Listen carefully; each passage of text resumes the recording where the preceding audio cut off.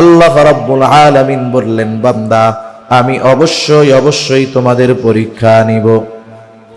আল্লাহ রাব্বুল আলামিন এবার জানায় দিলেন পরীক্ষাগুলো কোন কোন বিষয়ের হবে। আল্লাহ তাআলা বলেন বিশাইইন মিনাল খাউফ, আল্লাহ তাআলা বলেন পরীক্ষা নেওয়া হবে কিছুটা ভয়ের মাধ্যমে। আল্লাহ রাব্বুল আলামিন এরপরে জানায় দিলেন ওয়াল জু, ক্ষুধা অভাব দারিদ্রতার মাধ্যমে পরীক্ষা নেওয়া হবে। ওয়া নাকসিম মিনাল আমওয়াল, মালের লস মালের ক্ষতির মাধ্যমে পরীক্ষা নেওয়া হবে। ওয়াল আনফুস, জানের জীবনের ক্ষতির মাধ্যমে পরীক্ষা নেওয়া হবে। ওয়াস সামারাত, ফল ফসলের ক্ষতির মাধ্যমে পরীক্ষা নেওয়া হবে। আল্লাহ তাআলা এই জায়গায় 5টা বিষয়ের পরীক্ষার কথা বলেছেন।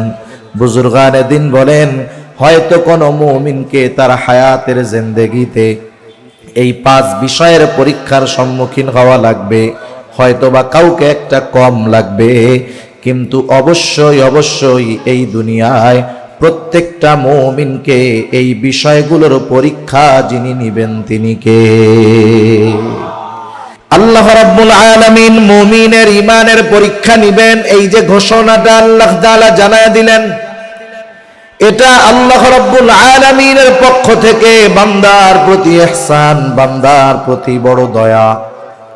বলেন তো আল্লাহ তাআলা যদি চান ঘোষণা না দিয়ে পরীক্ষা নিতে পারেন কি পারেন না? কিন্তু এরপরেও কেন ঘোষণা দেওয়া হলো? আল্লাহ তাআলা বান্দার পরীক্ষা নিবেন ঠিক, সাথে সাথে এটাও চান না যে বান্দা আল্লাহ তাআলার নেওয়া ওই পরীক্ষায় ফেল যায়। আল্লাহ তাআলা চান না যে বান্দা তার নেওয়া পরীক্ষায় ফেল যাক। এজন্য ভাই এই যে ওয়েটটা আছে না, ভাষায় দেন, ঢ্যাপ ঢ্যাপটা না করে, ভারী আওয়াজটা না হয়, হালকা, এমনি সুন্দর হইতেছে মাশাআল্লাহ।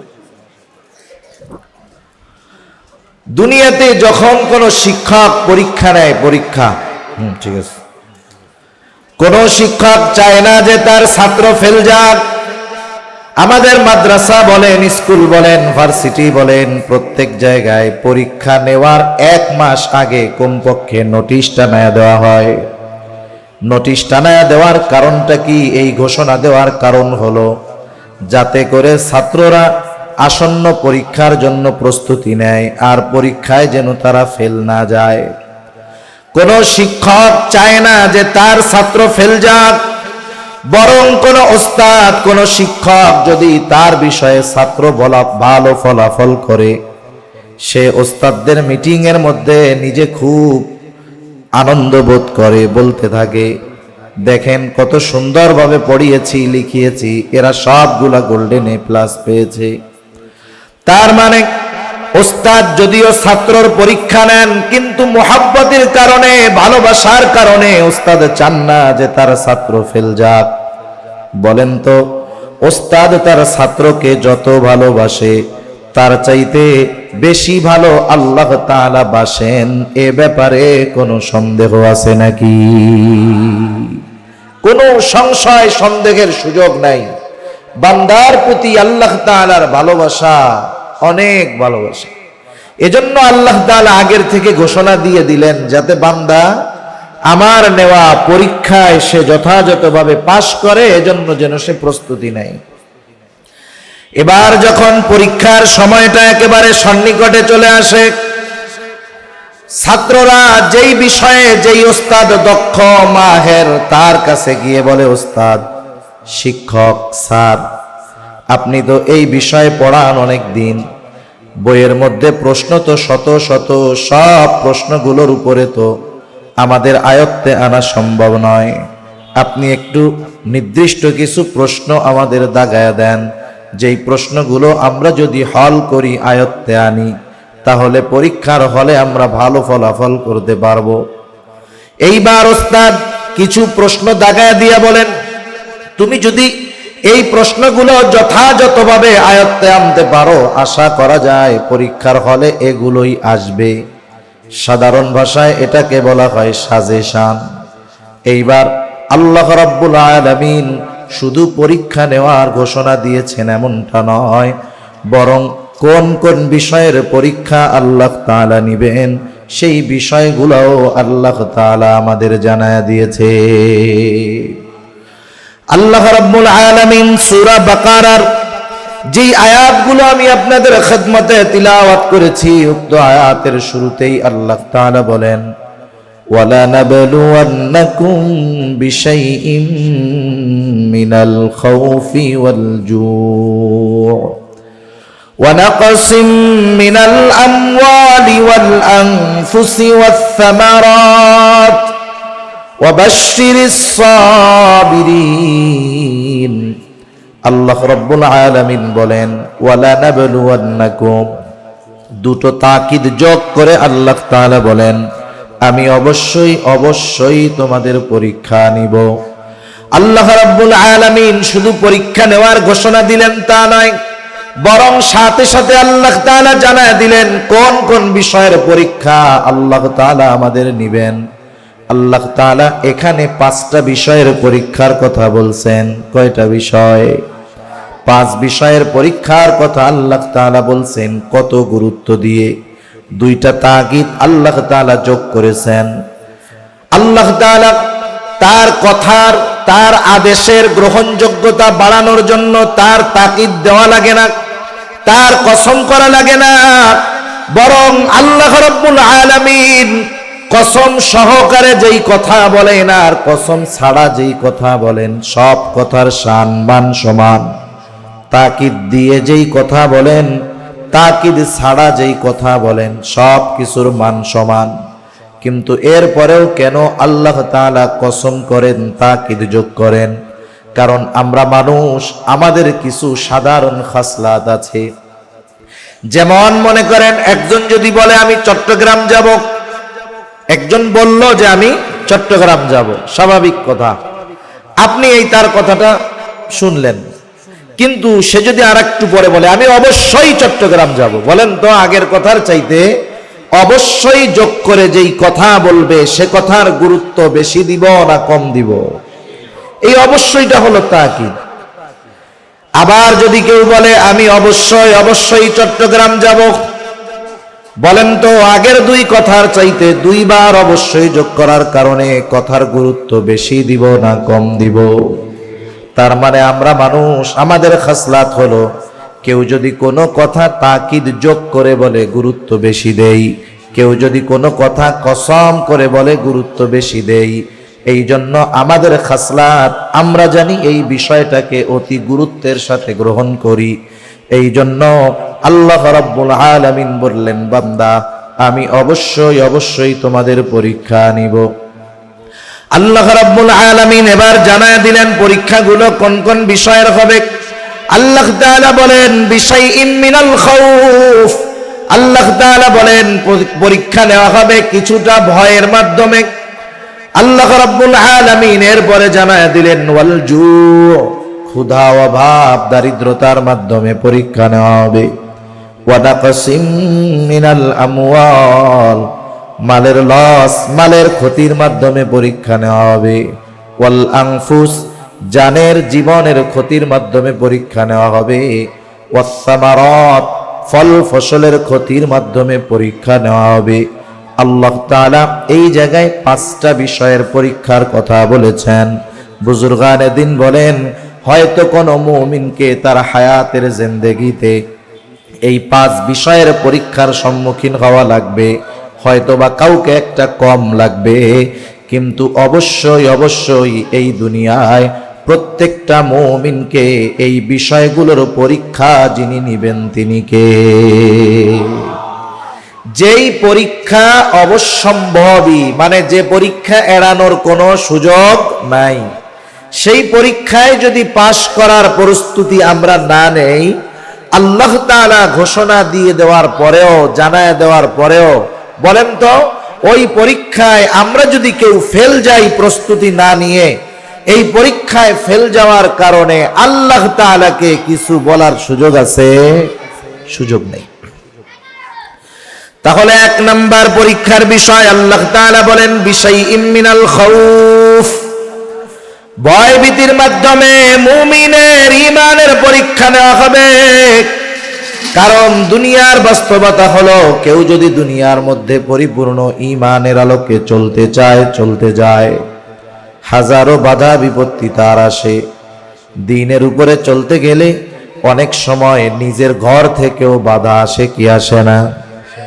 অনেকে আমাদের সাথে এরকম বলে, হুজুর দ্বীনের উপরে চলতে মন চায়, নামাজ কালাম পড়ি, মন চায় সুন্নতি লেবাসে চলবো, সুন্নতি দাড়ি রাখবো, কিন্তু মানুষ কি বলল তাতে আমার কিছু আসে যায় না। কিন্তু আফসোস, সবচাইতে বড় বাধা যারা, তারা আমার ঘরের মানুষ, আমার সবচাইতে বড় বাধা। দাড়ি রাখতে চাই, বলে দাড়ি রাখিস না, কোন সময় ধরে জঙ্গি বলে ধরে নিয়ে যাবে তার ঠিক নাই। লম্বা জামা গায়ে দিস না, এগুলা বিপদের কারণ হয়ে যাইতে পারে। কারণ কিছু শিক্ষিত মাথা মোটা, মনে রাখবেন, মূর্খ মানুষ যারা, এরা সহজ সরল হয়, অনেক সময় না বুঝলেও বুঝাইলে সহজে বোঝে। কিন্তু যারা শিক্ষিত হয়ে মূর্খ হয়, এদেরকে দুনিয়ার কেউ সহজে বুঝাইতে পারে না, ঠিক কিনা বলেন? এজন্য আমাদের দেশে আমাদের মাথার উপরে বুদ্ধিজীবী নামের কিছু শিক্ষিত শয়তান বসে আছে। এরা মানুষদের কাছে মিডিয়ার মাধ্যমে ঘরে ঘরে কানে কানে খবর পৌঁছায়া দেয় যে শোনো, জঙ্গিবাদের আলামত কি জানো? যখন দেখবা তোমার ঘরের ছেলেটা নামাজ পড়তো না, নামাজ শুরু করে দিছে। আগে একাকি চলতো, এখন দাড়ি টুপিওয়ালাদের সাথে চলে। আগে টাকনুর নিচে প্যান্ট পরতো, এখন টাকনুর উপরে প্যান্ট পরে। আগে সালাম কালাম দিত না, এখন সালাম কালাম দেয়। আগে সুবহানাল্লাহ আলহামদুলিল্লাহ ইনশাআল্লাহ বলতো না, এখন বলে। তাইলে বুঝবা ও জঙ্গিবাদের দিকে ধাবিত হচ্ছে, নাউযুবিল্লাহ। এখন বলেন, যেই সমস্ত পরিবার দ্বীনের ব্যাপারে যাদের অজ্ঞতা ভালো মতো জানা নাই, ওরা যখন এগুলো শুনবে আর যখন দেখবে তাদের সন্তানেরা নামাজি হচ্ছে, তাদের সন্তানেরা ভালো কাজ করতেছে, ভালো মানুষের সাথে মিশতেছে, তখন ওই যে জ্ঞান পাপীদের বক্তব্যের কারণে অনেক পরিবারের মানুষ, ফ্যামিলির মানুষ বিভ্রান্ত হয়ে যায়, ঠিক কিনা বলেন? সেজন্য দ্বীনের উপরে চলতে গেলে সবচাইতে বড় বাধা নিজের পরিবার থেকেও আসে। বলতেছে হুজুর দাড়ি রাখতে চাই, বলে রাখিস না। ও বলে আমি রাখবো, বলে আমার পরিবার থেকে বলতেছে তুই রাখবি, তাতে কি হবে? রাতে যখন ঘুমাবি তোর দাড়ি কেটে দিবে। একটু চিন্তা করে দেখেন, পরিবার থেকে দ্বীনের উপরে চলতে সবচাইতে বড় বাধা, বড় ভয় তার জন্য পরিবার। আবার দুনিয়াতে পরিপূর্ণ ঈমানের দাবি অনুযায়ী চলতে গেলে হাজারো বাধা বিপত্তি আসতে পারে, হাজারো পরীক্ষার সম্মুখীন হওয়া লাগতে পারে। পরীক্ষা যত কঠোর হোক না কেন, মুমিন যদি এই ঈমানের পরীক্ষায় উত্তীর্ণ হতে পারে, চূড়ান্ত বিজয় মুমিনেরই হয়। আর যদি ওই পরীক্ষা দিতে গিয়ে জীবনও চলে যায়, তার শাহাদাতের দরওয়াজা নসিব হয়ে যায়। এজন্য ঈমানের কারণে যদি আমাদের কোনো পরীক্ষার সম্মুখীন হতে হয়, আমরা কখনো হতাশ হব না, ওই পরীক্ষার উপরে আমরা অটল থাকব। সাহাবায়ে কেরামের জীবনী থেকে অনেক ঘটনা শোনানো যাবে আপনাদের। ছোট্ট একটা ঘটনার অংশ শোনাই ইতিহাস থেকে। রাসূল আকরাম সাল্লাল্লাহু আলাইহি ওয়াসাল্লামের সাহাবী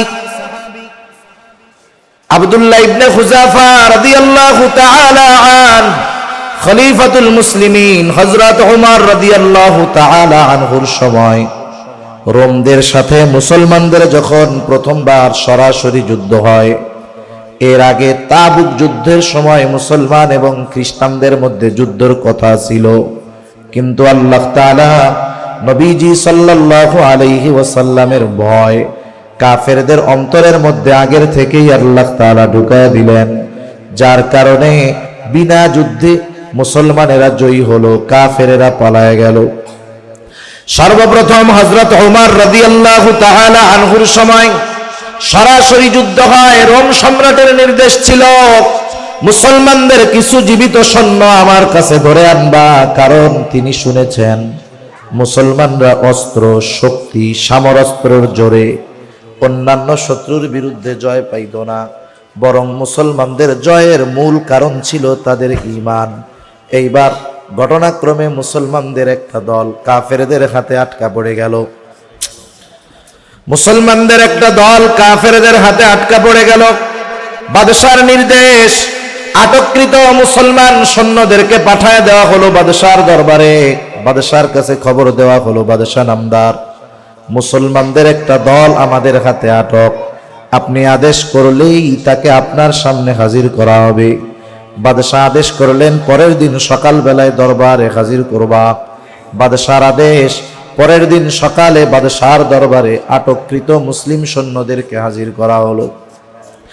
বাদশাহর সামনে তারা উপস্থিত। বাদশাহ তাদের দিকে তাকায়া জিজ্ঞাসা করে, তোমাদের এই কাফেলার আমিরকে, তোমাদের এই কাফেলার সর্দারকে? এইবার একজন যুবক দাঁড়ায় বলে, আমি হলাম এই কাফেলার আমির। নাম কি তোমার? বলে, আমার নাম হলো আব্দুল্লাহ ইবনে হুযাফা। এইবার বাদশাহ আব্দুল্লাহ ইবনে হুযাফাকে ডাক দিয়ে নিজের পাশে এনে বসায়। দরবারের মানুষেরা চিন্তা করতেছে, কি ব্যাপার? বাদশাহ তো তার শত্রুর ব্যাপারে নির্দেশনা দিবে, যাও, এদের কত বড় সাহস, আমার বিরুদ্ধে যুদ্ধ করতে আসছে, এদেরকে শুলিতে চড়ায় হত্যা করো, অথবা এদেরকে শিরচ্ছেদ করে দাও। কিন্তু বাদশাহ এই ধরনের আদেশ তো কিছুই করলেন না, বরং বাদশাহ হাসি মুখে শত্রুকে পাশে নিয়ে বসায়। এটা একটু তাদের কাছে অস্বাভাবিক মনে হইতেছে। কারণটা কি? এবার বাদশাহ আব্দুল্লাহ ইবনে হুযাফাকে বলে, আব্দুল্লাহ, তুমি আমার বিরুদ্ধে যুদ্ধ করতে আসছো আব্দুল্লাহ, কিন্তু তোমাকে দেখবার পর তোমার প্রতি আমার একটা আন্তরিকতা, ভালোবাসা, মহব্বত জাগ্রত হয়ে গেছে। আমার মন চায় আমি তোমার সাথে একটা ভালো সম্পর্ক গড়ব আব্দুল্লাহ, তবে আমার এই চাওয়ার মাঝে একটা জিনিস বাধা হয়ে দাঁড়ায় গেছে। আব্দুল্লাহ, তুমি হলে মুসলিম, আমি হলাম খ্রিস্টান। আব্দুল্লাহ, আমার প্রস্তাব হলো, তুমি মুসলমানিত্ব ত্যাগ করে যদি খ্রিস্ট ধর্ম গ্রহণ করো, আমি তোমাকে মুক্ত করে দিব। সাথে সাথে তোমার চিন্তার কোনো কারণ নাই, আমার ঘরে সুন্দরী ষোড়শী যুবতী একটা কন্যা আছে, একে আমি তোমার সাথে বিবাহ দিয়ে দিব। বিবাহের দিন আমার বিশাল রোম সাম্রাজ্যের অর্ধেক আমি তোমার নামে লিখে দিব। আমার মৃত্যুর পর বাকি অর্ধেকের মালিক তুমি হইবা। তুমি হবা বিশাল রোম সাম্রাজ্যের একচ্ছত্র অধিপতি। এত সুবিশাল প্রস্তাব, কিন্তু বিনিময়ে দিতে হবে ঈমান। সাহাবায়ে কেরামের কাছে সবচাইতে পছন্দনীয় প্রিয় বস্তু ছিল ঈমান, আর সবচাইতে অপছন্দনীয় বিষয় ছিল কুফুর। কারণ তারা দুনিয়া ত্যাগ করে ঈমান গ্রহণ করেছে, কুফুরকে ছেড়েছে। এখন তাদের কাছে আবার প্রস্তাব আসতেছে যে কুফুর গ্রহণ করো, দুনিয়া গ্রহণ করো, ঈমান ত্যাগ করো। স্বাভাবিক বিষয়, কেউ যদি আমার আপনার কাছে আমার আপনার সবচাইতে প্রিয় বিষয়টা চায়, তার বিনিময়ে আমাকে আপনাকে সবচাইতে অপছন্দের জিনিসটা নিতে বলে, বলেন তো এই প্রস্তাব যদি আমাদের কারো কাছে দেয়, আমরা খুশি হব না বেজার হব? রাগ হবে না? রাগ হয়ে যাবে তো। আব্দুল্লাহ ইবনে হুযাফা রাগে ক্ষোভে শরীরের রক্তগুলো টকবক করতেছে, লোমকূপ দিয়ে ঘাম বের হওয়া শুরু হয়ে গেছে। আব্দুল্লাহ ইবনে হুযাফা বসা থেকে দাঁড়ায় গেছে, বাদশার দিকে ফিরে বলতেছে, বাদশাহ, কত বড় সাহস, তুমি দুনিয়ার বিনিময়ে আমার ঈমান কিনতে চাও? তুমি শুনে রাখো, আমাকে যদি এই তোমার রোম সাম্রাজ্য নয়, গোটা দুনিয়ার মালিকও বানায় দেওয়া হয়, আমি আমার ঈমান তোমার কাছে বিক্রয় করব না।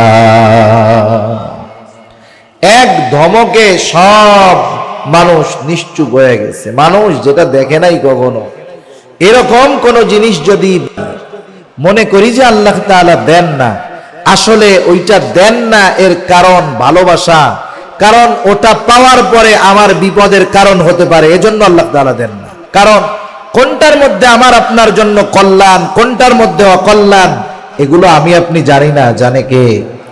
বান্দা যখন দোয়া করে আল্লাহ তাআলার কাছে, কোনো কিছু যখন চায়, তার চাওয়ার মধ্যে যদি কোনো ত্রুটি বিচ্যুতি না থাকে, সে যদি তাড়াহুড়ো না করে, হারাম খাবার না খায়, অন্যের হক নষ্ট না করে, এক কথায় দোয়া কবুলের সব শর্তগুলো যদি ঠিক থাকে, তাহলে তার দোয়া আল্লাহ ফিরাইয়া দেন না, দোয়া কবুল করেন। কিন্তু দোয়ার মাধ্যমে যা চায় হয়তো নগদে দেন, না হয় বিলম্বে দেন, না হয় পরকালে দিবেন।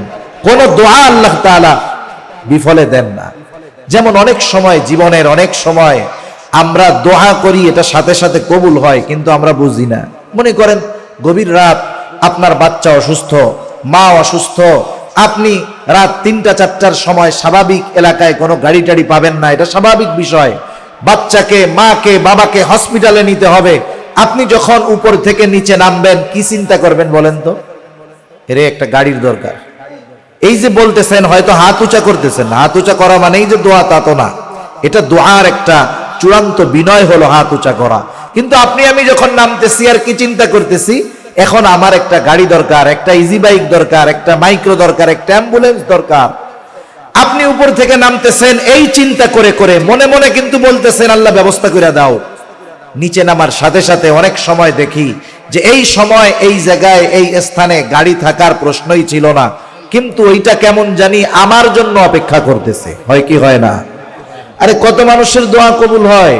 মনে করেন এই গলির মধ্যে দিয়ে যাচ্ছে একজন, এক দোকানদারের কাছ থেকে বাকি নিতে নিতে অবস্থা খারাপ, বাকির টাকা পয়সা আর দেয় না। এবার বলেন তো ওই লোক যখন এদিক দিয়া যাবে আর ওই পাওনাদার দোকানদার যখন সামনের দিক দিয়ে আসবে, ওর অবস্থা কি হবে গন্ত? ও তখন আল্লাহর কাছে কি কয়? আল্লাহ ইজ্জত শেষ, কই যাবো আল্লাহ। দেখা গেল দোয়া করতেছে, আর এইবার দোকানদার ওই চিপা গলি দিয়া ভিতরে ঢুকে গেছে। ওর দোয়া কবুল হয়েছে না? ওর দোয়া কবুল হয়েছে বলেই তো ওর সাথে ওর দেখা হয় নাই। আল্লাহ তাআলা কিন্তু আবু জেহেলের দোয়াও কবুল করছে। আবু জেহেল বদরের যুদ্ধের দিন কি বলছে? বলছে আল্লাহ যারা হকের উপরে আছে আপনি তাদের বিজয় দেন। আল্লাহ তাআলা আবু জেহেলের দোয়া কবুল করছে, মুসলমানরা জয়ী হয়েছে এবং তারাই হকের উপরে ছিল। ঠিক কিনা বলেন? সেজন্য যে কোনো দোয়া হয়তো নগদে কবুল হয়, না হলে বিলম্বে কবুল হয়, না হলে দুনিয়ায় আল্লাহ তাআলা ওগুলো দেন না, আখিরাতের জন্য আল্লাহ জমা করে রাখে। সেজন্য দুনিয়াতে অভাব অনটন কষ্ট আসে, এর জন্য হতাশ হওয়ার কোনো কিছু নাই। 3 নাম্বার আল্লাহ তাআলা বলেন ওয়ানাকসিম মিনাল আমওয়াল, মালের লস, মালের ক্ষতির মাধ্যমে আল্লাহ তাআলা মুমিনের ঈমানের পরীক্ষা নেন। 4 নাম্বার ওয়াল আনফুস, জীবনের ক্ষতির মাধ্যমে আল্লাহ তাআলা পরীক্ষা নেন। জীবনের ক্ষতিটা 2 ভাবে হয়, একটা হলো নিজের জানের ক্ষতির মাধ্যমে, আর একটা হলো আপনজন প্রিয়জনের জানের ক্ষতির মাধ্যমে আল্লাহ পরীক্ষা নেন। মনে করেন আমি আপনি যদি জ্বরাক্রান্ত হই, যতটুকু কষ্ট পাই, বলেন তো আপনাদের যাদের সন্তান আছে, ছোট বাচ্চা, ও যদি জ্বরে আক্রান্ত হয়, আমি কিন্তু জ্বরে আক্রান্ত নয়, সন্তান যদি জ্বরে আক্রান্ত হয়, ওই সন্তানের চাইতে কেমন জানি বেশি কষ্ট ওই মা বাবার লাগে। এজন্য আল্লাহ মাঝে মধ্যে আপনজন প্রিয়জনকে মুসিবত দিয়েও আমাদের পরীক্ষা নেন। 5 নাম্বার সামারাত, ফল ফসলের ক্ষতির মাধ্যমে আল্লাহ তাআলা পরীক্ষা নেন। স্বাভাবিকভাবে যারা গ্রামে গেছেন, গ্রামে থাকেন, গ্রাম সম্পর্কে জানা আছে, তারা বুঝবেন একজন কৃষক যখন জমিনের মধ্যে ধান লাগায়, ধান একেবারে ধানটা যখন পেকে যায়, সেই কৃষক ধানের চেহারা দেখে বুঝতে পারে 1 বিঘা জমিতে কতটুকু ধান হবে। এইবার কৃষক দেখে আসলো ধান পেকে গেছে, 2 দিন পর ধান সে কেটে আনবে। এইবার সে চিন্তা করতেছে যেই পরিমাণ ধানের ফলন, বাম্পার ফলন, এ দিয়ে এই বছরের সব ঋণ পরিশোধ করার পরেও 6 মাস নির্বিঘ্নে চলা যাবে। এই চিন্তা করতেছে, ঘরের মধ্যে রাতে শুয়ে শুয়ে হঠাৎ করে মেঘের আওয়াজ, বৃষ্টি শুরু হলো, ঝড় শুরু হয়ে গেল, সাথে সাথে বৃষ্টির সাথে সাথে শিলও পড়তেছে। বলেন তো পাকা ধানের উপরে যদি শিলা বৃষ্টি হয়, ওই ধান তো বহুদূর, খড়গুলাও ঘরে নেওয়া যায় না। এইরকম মুসিবত আল্লাহ তাআলা মাঝে মধ্যে দেন। এগুলো দিয়ে আল্লাহ তাআলা মুমিনের ঈমানের পরীক্ষা নেন। যে মুমিন সে তো বলে আল্লাহ আপনি যা করেন তার মধ্যে কল্যাণ। তাহলে এই যে 5 ধরনের মুসিবত, 5 ধরনের পরীক্ষা আল্লাহ তাআলা আমাদেরকে নেয়ার কথা ঘোষণা দিলেন, তাহলে এর দ্বারা এই বিষয়টা আমাদের ক্লিয়ার যে এই হায়াতের জিন্দেগিতে যত বালা মুসিবত আছে সব দেন কে? আরো জোরে বলি, বালা মুসিবত দেন কে? এইবার দ্বিতীয় প্রশ্ন, একটু জবান খুলে বলেন, বালা মুসিবত থেকে উদ্ধার করেন কে? বিপদে আপদে সাহায্য করেন কে? কিন্তু আফসোস, বাস্তবতা হলো এইটা, আল্লাহ তাআলা বালা মুসিবত দেন, এই কথাটা যতটা বিশ্বাস আমরা করি, বালা মুসিবত থেকে উদ্ধার করেন আল্লাহ, এই কথাটা সমপরিমাণ বিশ্বাস আমরা করি না। এখন বলতে পারেন হুজুরের প্রমাণটা কোথায়? প্রমাণ তো সামনে ভরা। দেখেন, বিপদ আপদ বালা মুসিবত দেন আল্লাহ। আমাদের দেশে অনেক মানুষ আছে, তারাও জানে বিপদ দেন আল্লাহ, উদ্ধার করেন আল্লাহ। যখন বিপদে পড়ে কি করে? বলে আল্লাহ আপনি কি বিপদ দিলেন, এই বিপদ থেকে যদি বাঁচতে পারি, বিপদ থেকে যদি উদ্ধার হইতে পারি, বাবা অমক বাবার দরবারে আমি একটা গরু দিব। এরকম বলে কি বলে না? তাইলে বলেন বিপদ আপদ দেন কে, উদ্ধার করেন কে? গরু খায় কে? গরু আল্লাহ খায়।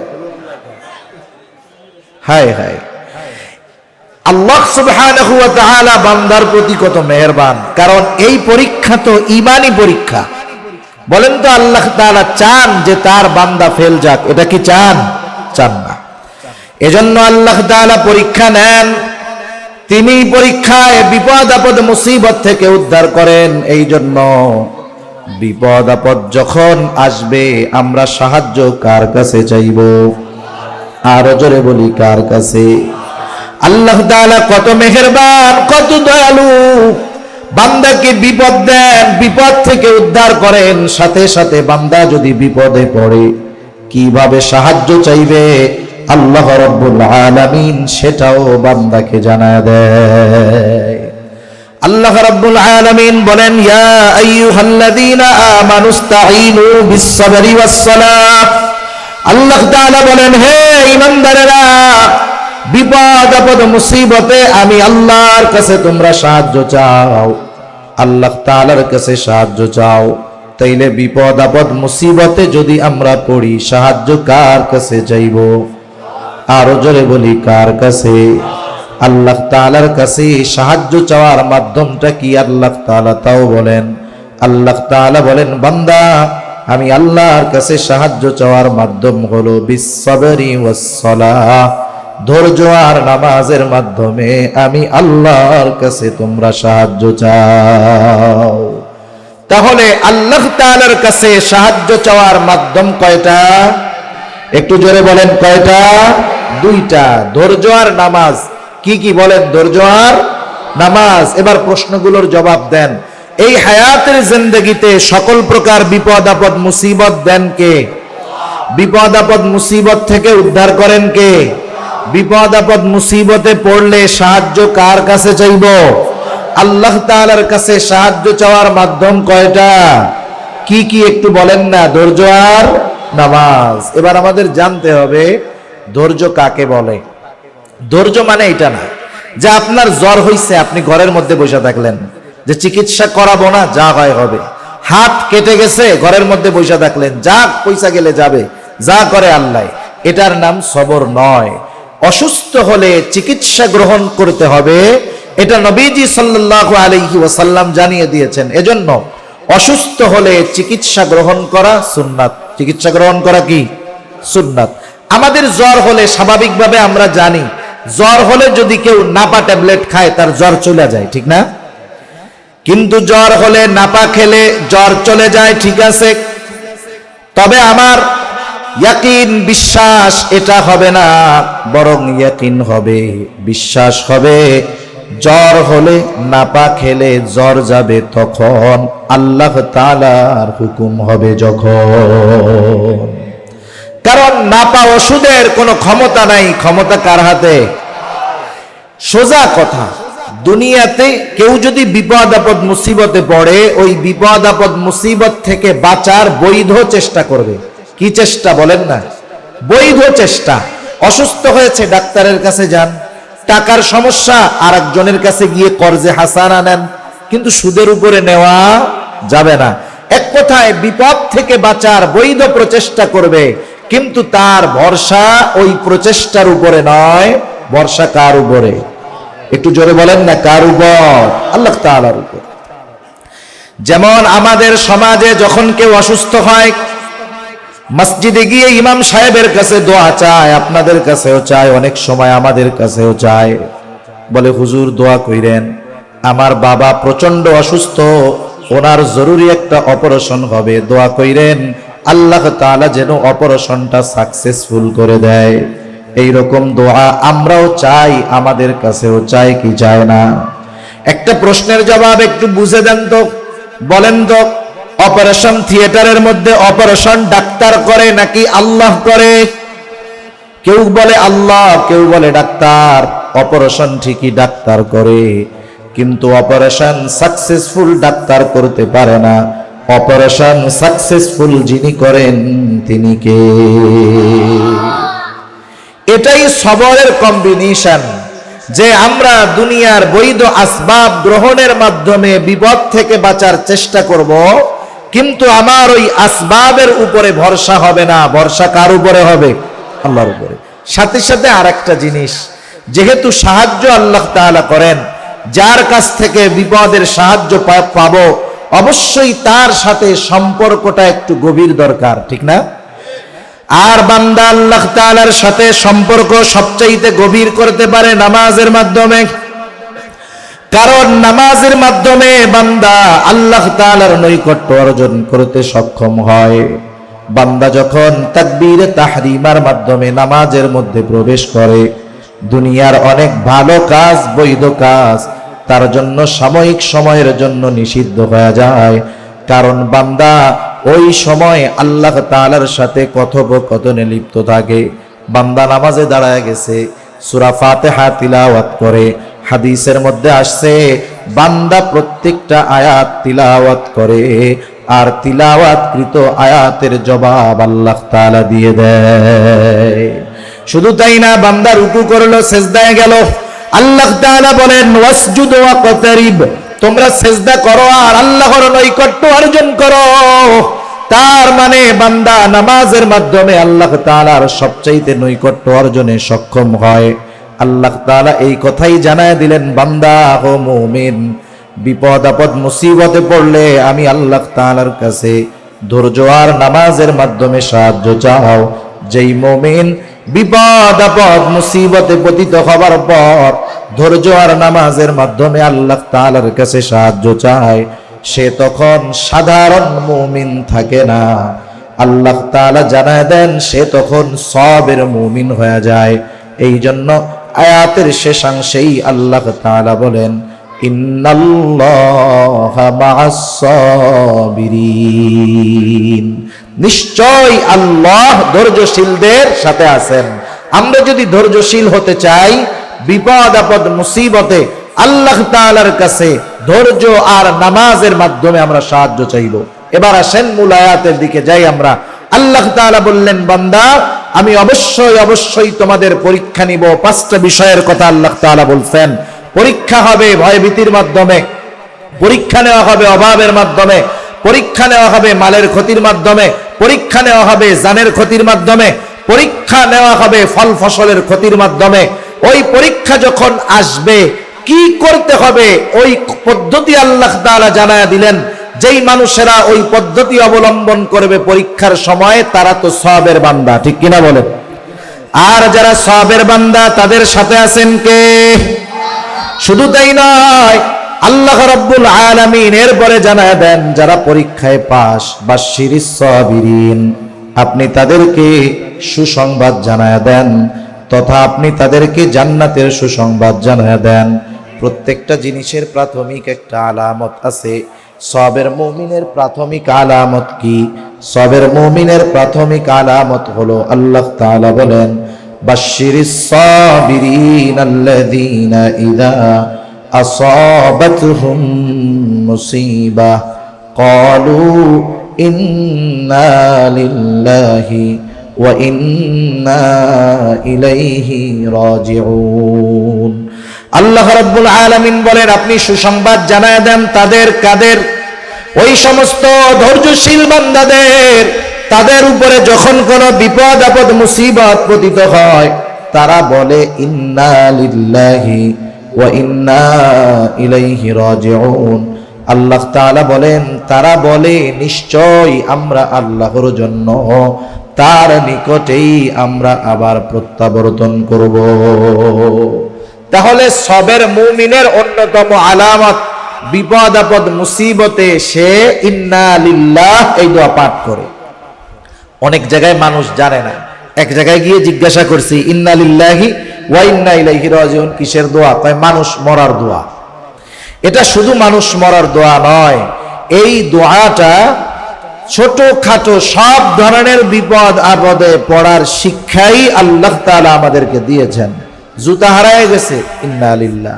ঘড়ি পাওয়া যাচ্ছে না, ইন্না লিল্লাহ। একটু ধাক্কা লাগছে, ইন্না লিল্লাহ। এটা মুমিনের জবানে অটোমেটিক হয়ে যাবে।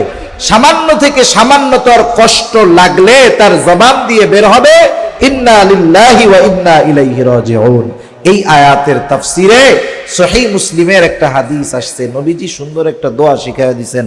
হযরত উম্মে সালামা রাদিয়াল্লাহু তাআলা আনহা থেকে বর্ণিত হাদিস, তিনি বলতেছেন যে আমি নবীজি সাল্লাল্লাহু আলাইহি ওয়াসাল্লামের সাথে বিবাহের পূর্বে আমার স্বামী ছিল আবু সালামা। আবু সালামা ছিলেন মদিনায় হিজরতকারীদের মধ্যে প্রথম। আমিও তার সাথে মদিনায় হিজরত করলাম। আমাদের দুজনের সংসার খুব ভালো চলতেছে। আমরা দুইজন মদিনায়, আমাদের আপনজন আর কেউ নাই, সাথে আমাদের একটা বাচ্চা আছে। রাসূল আকরাম সাল্লাল্লাহু আলাইহি ওয়াসাল্লামের দরবারে আবু সালামা প্রতিদিন যাইত। ঘরের কাজবাজ আমি সামাল দিতাম, আর বাহিরে গিয়ে রুজি উপার্জনের কাজে ব্যস্ত আবু সালামা নবীজির দরবারে কিছু সময় দিয়ে বাসায় ফিরে আসতো। বাসায় ফিরে আসার পর নবীজির কাছ থেকে তিনি যা কিছু শিখতেন, বাসায় আসার পরে আবার আমাকে শিখায়া দিতেন। তাহলে সাহাবাদের একটা সুন্নাত হলো নবীজির কাছ থেকে যা কিছু শিখে আসে তা বাসায় এসে আবার শিখায়া দেয়। এজন্য আমরা যখন মসজিদে জুমার নামাজে যাব, ইমাম সাহেব, খতিব সাহেব জুমার দিন অনেক গুরুত্বপূর্ণ কথা বলেন। স্বাভাবিক ওয়াজ মাহফিলে যে কথা হয়, জুমআর মসজিদে একজন খতিব তার চাইতে বেশি গুরুত্বপূর্ণ কথা বলেন। কারণ খতিবের কথার ভেতরে ওই সমাজের অসঙ্গতিগুলো থাকে, ওই সমাজের যেই বিষয়গুলা মন্দ আছে উনি ওই বিষয়গুলো তুলে ধরে ভালো বিষয়গুলো মানুষদের সামনে জানান। সেজন্য জুমার দিনের আলোচনাটা খুব গুরুত্বপূর্ণ হয়। আমাদের দায়িত্ব কি? আমরা যখন মসজিদে থাকি, আমাদের মা, আমাদের বোনেরা, স্ত্রীগণ তারা হয়তো রান্নার কাজে ব্যস্ত থাকে। আমরা জুমার দিন মসজিদে যাই, গুরুত্বপূর্ণ যেই কথাগুলো হবে মনে রেখে, স্মরণ রেখে, প্রয়োজনে লিখে এনে আমাদের দায়িত্ব হলো বাসায় এসে বাসার মানুষদের কাছে কথাগুলো বলে দেওয়া। কারণ মাইকের আওয়াজ থাকলেও অনেক সময় কাজের কারণে এই কথাগুলো শ্রবণ করার সুযোগ তাদের থাকে না। এটা সাহাবাদের একটা আমল। উম্মে সালামা রাদিয়াল্লাহু তাআলা আনহা বলেন, প্রতিদিনকার ন্যায় আবু সালামা আজকেও বাসায় যখন ফিরে আসলো, আজকে তার চেহারাটা একটু উজ্জ্বল উজ্জ্বল হাসি হাসি দেখা যায়। আমি জিজ্ঞাসা করলাম, ও আবু সালামা, কি ব্যাপার, তোমার চেহারাটা আজকে এত হাস্য উজ্জ্বল দেখা যায় কেন? এইবার আবু সালামা আমার প্রশ্নের জবাবে বলল, শোনো উম্মে সালামা, নবীজি আজকে আমাদেরকে এমন একটা দোয়া শিখাইয়া দিয়েছেন, বিপদ আপদ মুসিবতে যদি কেউ ওই দোয়াটা পাঠ করে, আল্লাহ রব্বুল আলামিন সে বিপদের মাধ্যমে যা হারাবে তার চাইতে উত্তমটা আল্লাহ তাআলা তাকে ফিরায়া দিবে। রাসূলুল্লাহ সাল্লাল্লাহু আলাইহি ওয়াসাল্লামের শেখানো দোয়াটা উনি শিখে রাখলেন। কিছুদিন পর উহুদের যুদ্ধের দামামা বেজে গেল। সবার সাথে আবু সালামা যুদ্ধের ময়দানে চলে গেল। দুইটা মত পাওয়া যায়, একটা হলো উহুদের ময়দানে উনি শাহাদাত বরণ করলেন, আর একটা হলো প্রথমে প্রচন্ড রকমের আহত হলেন, এরপরে দুনিয়া থেকে চলে গেলেন। উম্মে সালামা বলেন, আমি একদিন ঘরের কাজ করতেছিলাম, হঠাৎ করে একটা লোক দৌড় দিয়ে আমার কাছে এসে বলে, ও উম্মে সালামা, দুঃসংবাদ নাও, তোমার স্বামী আবু সালামা আর দুনিয়ায় নাই।